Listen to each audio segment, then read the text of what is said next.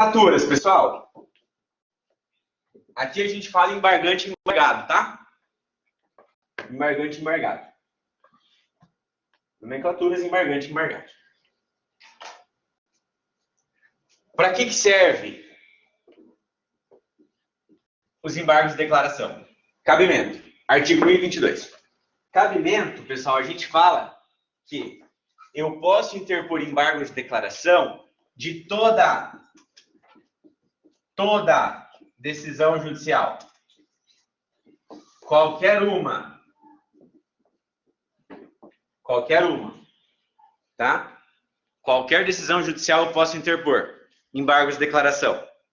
Pode ser de decisão interlocutória de primeiro grau, pode ser de decisão monocrática de relator em segundo grau, pode ser de acórdão do órgão colegiado, pode ser de qualquer decisão proferida nos processos nos tribunais superiores, pode ser de acórdão do STF, do STJ. Cabe embargo de declaração para todas as decisões judiciais proferidas, tá? Todas as decisões judiciais proferidas. Todas. Mas como que cabem embargos? Assim, para atacar que tipo de decisão? O macetinho, como todo mundo fala, é para atacar a decisão obscura, contraditória ou omissa. E agora o novo código trouxe o erro material. Então ficou agora OCOIN, né? Que aqui está o erro material. Então cabe embargos de declaração disso aqui. Decisões, acórdãos, decisões monocráticas, decisões de juiz de primeiro grau, que seja obscura, omissa, contraditória ou contenha erro material. O que é uma sentença obscura?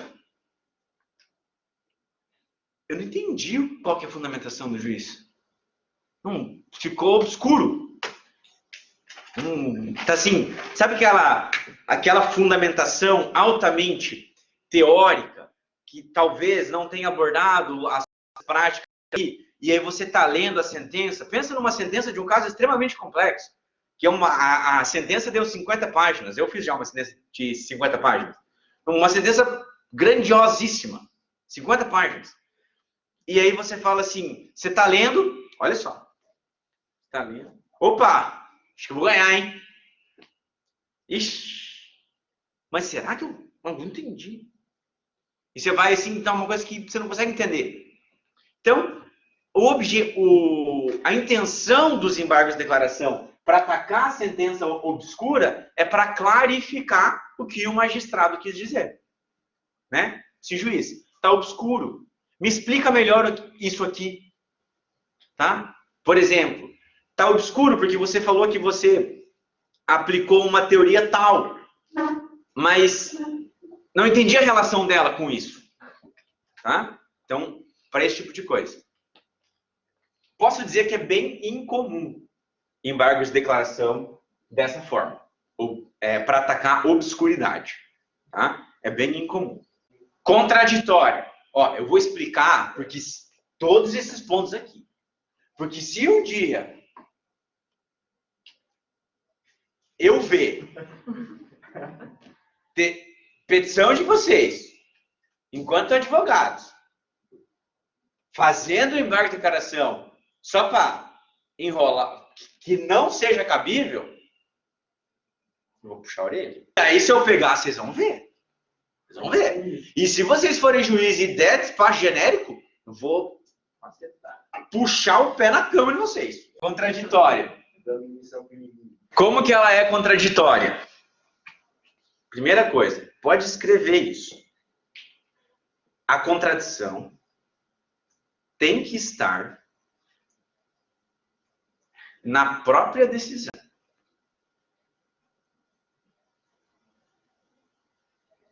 Ponto e vírgula. Não é uma contradição com o processo. Ponto. A contradição tem que estar na própria decisão. Não é uma contradição com o processo. Tá? Vou explicar. A contradição, pessoal, tem que ser na própria decisão, na própria sentença. A sentença está contraditória em si, certo? Por que ela não é uma contradição com o processo? Porque você não pode fazer o embargo de declaração e dizer assim, juiz, o teu entendimento aqui está contrário ao que a perícia foi feita. Não é embargo de declaração, porque esse é o entendimento do juiz. Ele entendeu que a perícia não se aplica por tal motivo. E fundamentou. E está tudo certo. Não cabe embargo de declaração. Ah, mas está contraditório com o artigo tal da lei.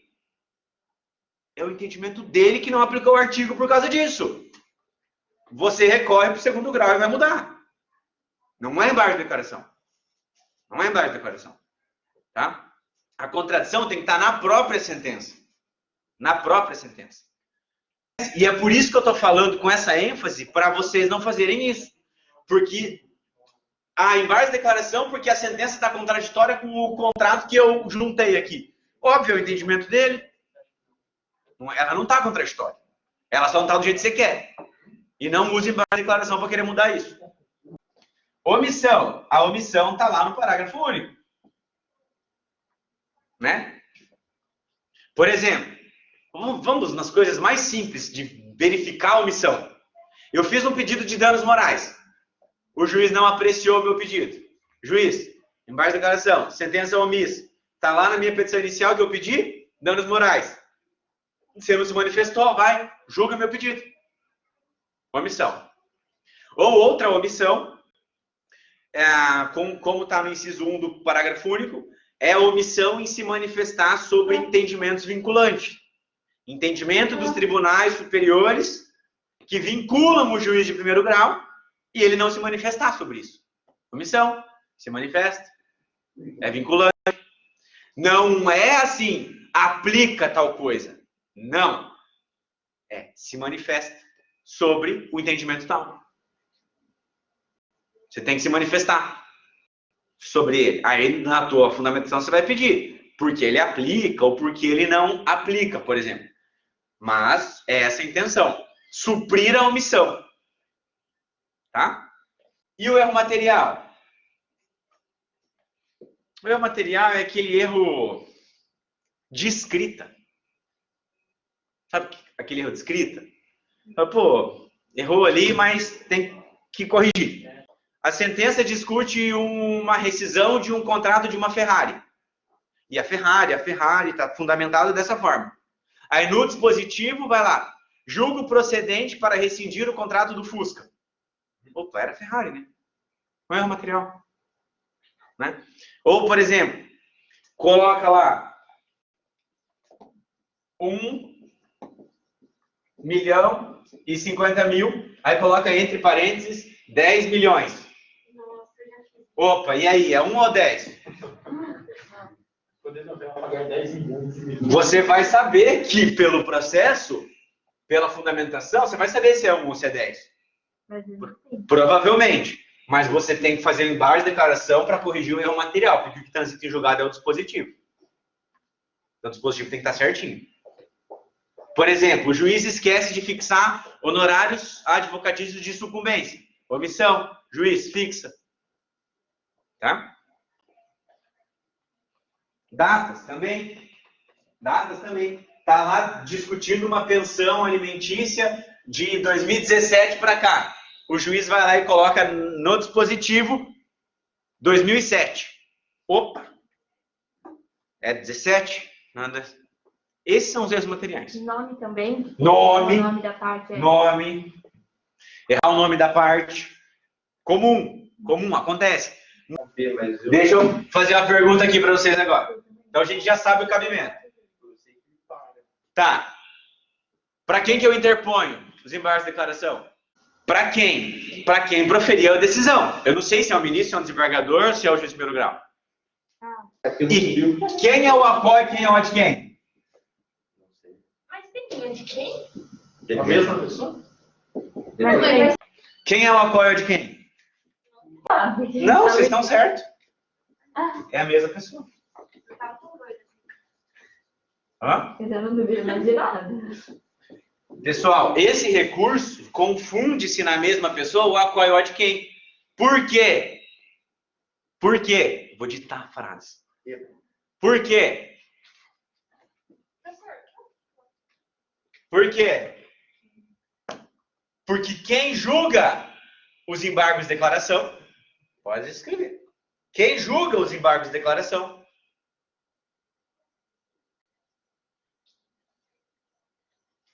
é quem proferiu a decisão embargada. É a mesma pessoa. É o único recurso que é a mesma pessoa que vai julgar. Por que é o único recurso que é a mesma pessoa que vai julgar? Porque pensem, olha só, eu não quero mudar a decisão. Embargos de declaração não tem efeito modificativo. Eu não quero mudar a decisão. Eu quero que ele me esclareça uma obscuridade, me esclareça uma contradição, supra uma omissão ou corrija um erro material. Eu não quero mudar de procedente para improcedente. Não quero mudar. Isso é agravo de instrumento, isso é apelação, isso é RESP. Embargos de declaração não tem função de mudar a decisão. Não tem. Deixam isso muito grande. Não tem condão de mudar a decisão. Ele serve para suprir obscuridade, omissão, contradição. E é exatamente por isso que quem proferiu a decisão julga os embargos. Não tem como uma outra pessoa vir e suprir uma obscuridade cometida por mim. Eu que tenho que suprir. Tá? Se o juiz estava em Cascavel, foi promovido para Curitiba, todas as decisões dele aqui, cabíveis de embargos, ou os embargos que estão pendentes para julgamento, se ele foi removido, por exemplo, hoje, o outro juiz que assumir aqui vai julgar tudo. Porque ele mudou. É questão interna. Isso aí para o CPC não importa. Você, não, na condição de advogado, não pode exigir que o juiz que proferiu sentença seja o juiz que vai proferir o julgamento dos seus embargos. Por quê? Porque para você é o juízo. Inclusive, tem processos meus, esse que está em apelação. O juiz que proferiu a sentença foi o juiz P, e o juiz, aí eu fiz um embargo de declaração aqui no meio, nisso assumiu o juiz N, e ele que julgou os embargos de declaração interpostos da sentença do cara aqui. Normal. Por isso que, ó, olha só, quem recebe, ou melhor, quem proferiu a decisão, o ACO, é a mesma pessoa que recebe o recurso e que julga o recurso. Então, por mais que seja juiz de primeiro grau, a gente tem recebo o recurso por quanto tempestivo. Recebo. Aí ele vai julgar no mérito, fundamento. Nego provimento ou dou provimento. É assim. O juiz de primeiro grau faz isso. Por quê? Porque é um recurso. É um recurso. É um recurso. Tá? Assim, ó, o juízo de retratação é eu voltar atrás de uma decisão que eu proferi por intermédio de um outro recurso. Por exemplo, quem vai julgar a apelação é o tribunal. Mas como eu vi a argumentação, para mim faz sentido, eu vou me retratar. Os embargos de declaração é uma coisa para você mesma. Para você julgar. Então você não vai estar se retratando. Você vai estar esclarecendo, dando obscuridade, contradição. Por quê? Porque eu não tenho efeito modificativo da decisão nos embargos. Não vou mudar. Até porque, se a gente for pensar, não tem o que eu mudar. Tem o que eu esclarecer, tem o que eu suprir omissão, tem o que eu suprir contradição, corrigir um erro material. Nesse ponto. Fechou. Prazo. Qual que é o prazo? embargar é 5. 5 dias. 1023. É o único recurso com prazo de 5 dias. Tem preparo? Acho que não. Acho que não. Preciso pagar as custas? Não. Parece um sonho, né? Não. Por isso que advogado. Então coloquem aí. Efeito infringente dos embargos de declaração. Efeito infringente. Eu pensei. Efeito infringente.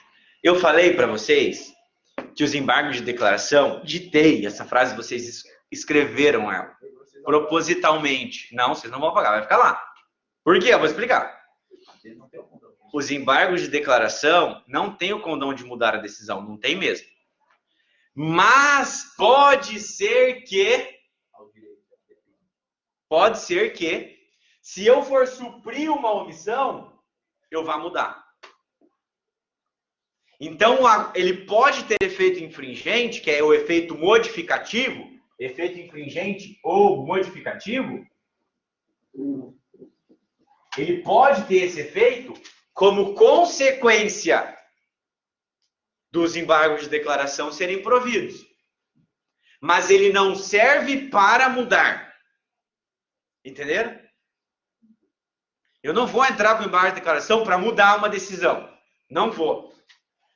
Eu vou alegar uma das hipóteses de cabimento. E a partir disso, pode ser que eu tenha que mudar. E aí, a gente tem o efeito infringente ou o efeito modificativo dos embargos de declaração. Ele não serve para isso. Mas, dependendo do erro que eu for suprir, pode alterar toda a decisão.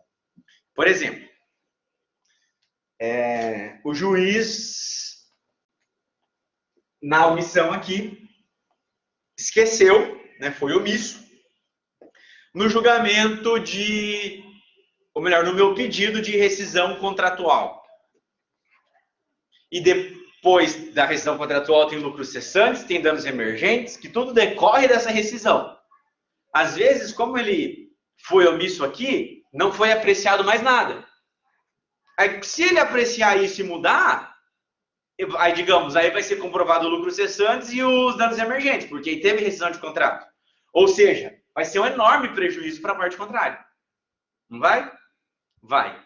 E aí, nesse caso, é permitido, porque eu estou suprindo uma omissão e a consequência é mudar a sentença. Isso é ótimo, tá? Mas ele não tem o condão como finalidade precípua, como finalidade principal, mudar o julgado, tá? E quando a gente tem essa possibilidade de mudar o julgado, a gente precisa o quê? Contraditório, né? E daí, nesse caso, tem contrarrazões em 5 dias. Então, contrarrazões, nesse caso, em 5 dias.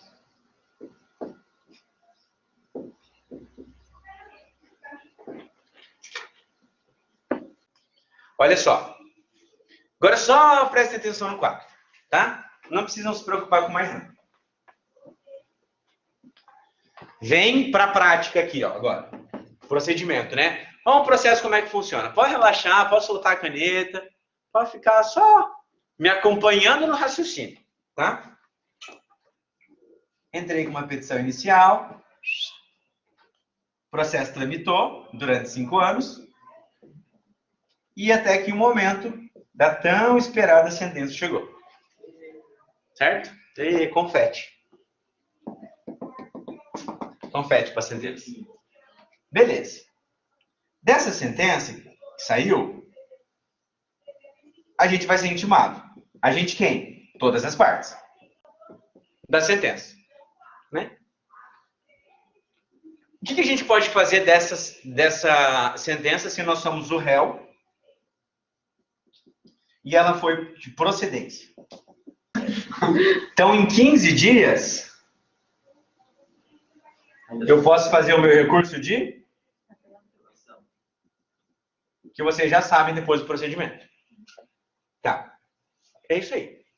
E se essa sentença for omissa? 5 dias. Embargo, opor embargo de declaração. Eu posso, então, em 5 dias, fazer o ED. O verbo é opor, né? Opor. O verbo é opor. Vem opor embargos de declaração. O verbo dos embargos é opor. E aí eu vou opor os meus embargos de declaração em 5 dias. E depois, nos 15, eu vou interpor apelação? Na verdade, vai ser 15 após o julgamento dos embargos daí. Vocês entenderam? Eu entendi a tua colocação. Vocês entenderam aonde eu quero levar vocês, né? Tá, mas e daí? O que eu faço? Bom, o que eu faço é o seguinte. Se eu tenho um embargo de declaração para interpor, para opor, eu esqueço isso aqui. Por que eu esqueço isso aqui? Porque vai ter uma nova decisão, não vai? Uma nova sentença. A gente não fala em nova, a gente fala uma sentença complementar, né? Então, depois daqui, foi interposto embargo de declaração. Vai voltar aqui. O processo vai concluído. Para o juiz decidir os embargos de declaração. Se ele vê a possibilidade de modificar a decisão, isso vai causar um prejuízo para o embargado, ele vai abrir 5 dias para contra-razões. Certo? E depois ele vai julgar. Esse julgamento também é uma sentença. E olha que interessante. Por isso que o nome é embargo de declaração e tem esses erros. Olha aqui para mim. Essa sentença complementa essa aqui. Porque essa sentença dos embargos pode estar assim, ó. Digamos que seja um erro material. Lembra lá do 1 milhão? Ou 10 milhões? Não, estava assim e assim, né? 10. Né? Estava assim. Se eu interponho o meu embargo de declaração, qual que é a sentença aqui? Estou proferindo a sentença. Tá? Do embargo de declaração que a gente já fez verbalmente aqui, né? Conheço dos embargos de... Não. A parte embargante apresentou embargos de declaração alegando erro material na sentença proferida no evento tal. Conheço dos embargos de declaração porquanto tempestivo. Tem razão, ou merece razão, tem razão a parte embargante de alegar o erro material, pois efetivamente ocorreu um erro material na sentença, no dispositivo, aonde tem o 1.050 e 10 milhões. Portanto, passo a sanar o erro. Na sentença, onde se lê, leia-se 1 milhão. Simples e direto. 1 milhão. Portanto, dou provimento aos embargos e acabou.